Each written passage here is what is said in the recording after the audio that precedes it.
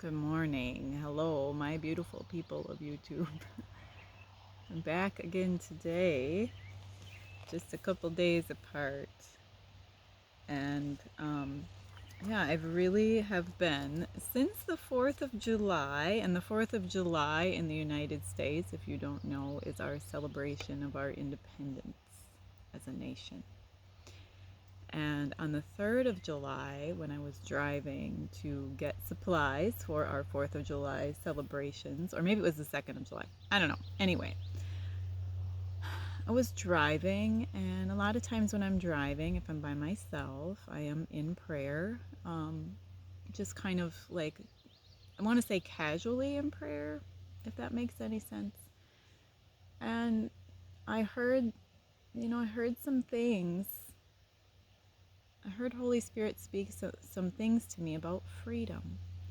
And I'm at a season in my life where I'm realizing how like tied I am and held captive I am by relationships, and how I hold other people captive in relationships. I've often said, like, I will love you into submission. I haven't said that out loud too many times, but that kind of is my way of helping and fixing people, I guess, out of my own power, which is not the power we're supposed to operate in. We're supposed to operate in the power of the Holy Spirit, not our own power. So the thing that really has kind of woken me up to this, I guess, or is teaching me something. And this beautiful cup, by the way, was made by a guy named Eric Owen. And he makes these, like amazingly beautiful pieces on a pottery wheel. Eric, if you're watching, put your Instagram down in the comments. I don't know how to do that, and people can come check out your work. Yeah, he sent me this. I love it. Anyway, I'm in a season right now with my children that they are old enough that it's time for me to release them to the world. And thinking about what that looks like, and what a healthy release of children into the world by a parent is. There's Ragnar crowing. He's still alive and well. Because, for me, I'm very much a mother. I'm very maternal. And I tend to mother everyone. And almost to the point where I want to, like, out of love, control them because I know what's best for them. So in this season of releasing my children to be adults, to have faith that what I taught them and what I put in their hearts and what I modeled for them is going to be enough for them to be good humans and have successful lives and have trust and faith that God's going to take care of them. I have to release them, because when you have a baby, you hold them tight, and then they start walking and you hold their hand, and then they get bigger and bigger and they get taller than you, and they learn, and finger by finger you let them go. And learning to release that and not be responsible for their choices, emotions, and their life is something I'm learning right now. So anyway, I was driving and I heard this bit, this word. And yeah, so I'm going to read it to you and then maybe talk a little bit after. And then I've got a couple verses about, what Jesus says about loving other people. And yeah, so I'll just read it. Get on with it, Joy. I keep having the word freedom echo in my spirit this morning. Who the sun sets free is free indeed. I want to challenge you to ask God to show you the places you are still held captive, the places you keep yourself captive and have not surrendered to God, the people in your life that you hold captive in love and have not surrendered. I am seeing handcuffs where people are handcuffed to each other while holding the keys. Release them and let God release you. The love of God is not a prison, and the love for other people is not a prison. Freely give. Release those who have hurt you into forgiveness and into the hands of our loving and merciful Father. Be free, my children. Be free. So,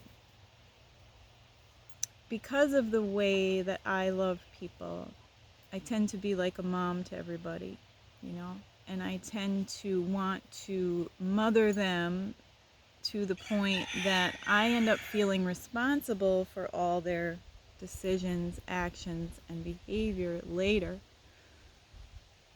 And in a way, I'm holding them captive. I can't make decisions for other people, and I can't love them into submission so that they're just like me. I have to release them in a way that they can do their own thing. Just like when Jesus healed people and forgave people, he said, "You're healed, you're forgiven, now go and sin no more." Some people he chose to follow him, but a lot of people he just said, "Go and sin no more." And by releasing, I don't necessarily mean, like kick this person out of your life, although sometimes you do have to do that. But there are people that you will have a responsibility for, or feel like you need to help, or that you need to lift up, or that I need to mother for a certain amount of time. But then I have to release them back to the hands of God, to make their own decisions. And that doesn't mean the relationship ends. It just means I no longer hold them captive to what I think is good for them, and I no longer hold them captive to what my desires are for them. Let them be free to live their life. And I'm learning this with my children, and it's difficult for me because I want to hold them as babies close to my heart forever. And I'm learning this with relationships too, because I can't make choices for other people. I have to allow other people to make choices for themselves. And the people that have hurt me, I have to release them into forgiveness, because I am holding myself captive, keeping myself handcuffed to a person by not forgiving them. And forgiving doesn't mean always forgetting.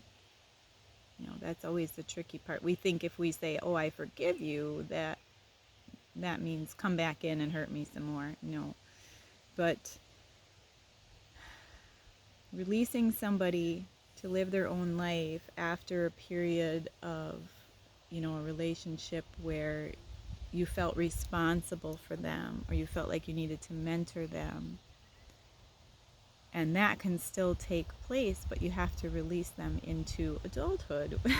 Even if this person is already an adult, you just have to release them from the chains that you have put on them and that you have put on your own heart, linking yourself to them, And there's another passage that's popping into my head right now, and I don't have it written down, but it's talking about if you go into a house, give that house your blessing and leave your peace there.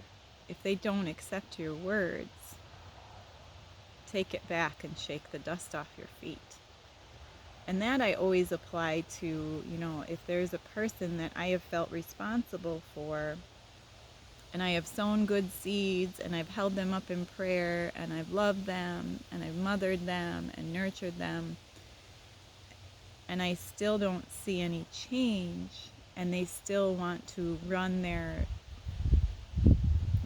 route the way that they see fit, then I need to remove and shake the dust off my feet. Forgive them, forgive myself, and release them back into whatever they're going to choose to do. Because your path isn't my path, isn't their path. So, But we are to love people, and that can be difficult because they're people and people are hard to love sometimes. I find it easy to love people. I find it easy to give grace and mercy and maternal love to people. But I also can't hold them captive into my expectations and hold them captive into what I think is best, because then I'm just handcuffing myself to people, and that isn't right either. So I'm going to read 2 passages in John about what Jesus said about loving people. John 13:33 and 34. Dear children, how brief are these moments before I must go away and leave you. Then though you search for me, you cannot come to me, just as I told the Jewish leaders. So I am giving you a new commandment: love each other, just as I have loved you. You should love each other. So just as I have loved you, Jesus came and he was with and guided and held the hands of his disciples for a time. But then he released them, gave them instructions, and released them. Now, we as lovers of Jesus have the Holy Spirit in us, but we do not have Jesus, the person, with us, holding our hand and carrying us along. He gives us instructions, and he gives us love, and he tells us to love as I have loved you. So that tells me that we are not to be held captive in love, or hold people captive in love. And the other part I was going to read is also in John. We like John today. It's also in John, and it is 15:9 through 17. I have loved you even as the Father has loved me. Remain in my love. When you obey me, you remain in my love, just as I obey my Father and remain in his love. I have told you this so that you will be filled with my joy. Yes, your joy will overflow. I command you to love each other in the same way that I love you. And here is how to measure it. The greatest love is shown when people lay down their lives for their friends.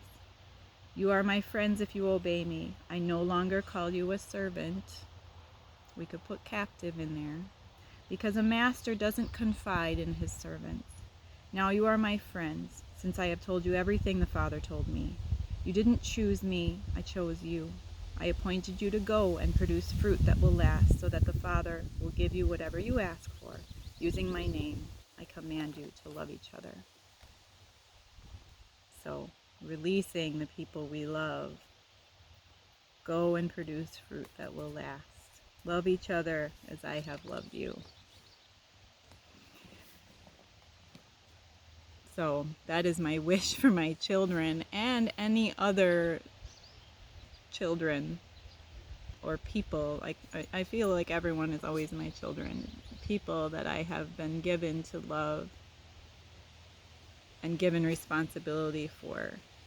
Then you have to let them go, release them into forgiveness, into go and bear fruit, go and love other people, go and love as I have loved you.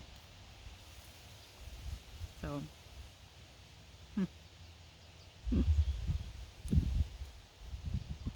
so releasing people, taking the keys that I'm holding in my hands, taking the handcuffs off, and being free, and walking in freedom. That's the thing. Thank you for listening. I appreciate you guys, as always. Live in love out of the way you were created.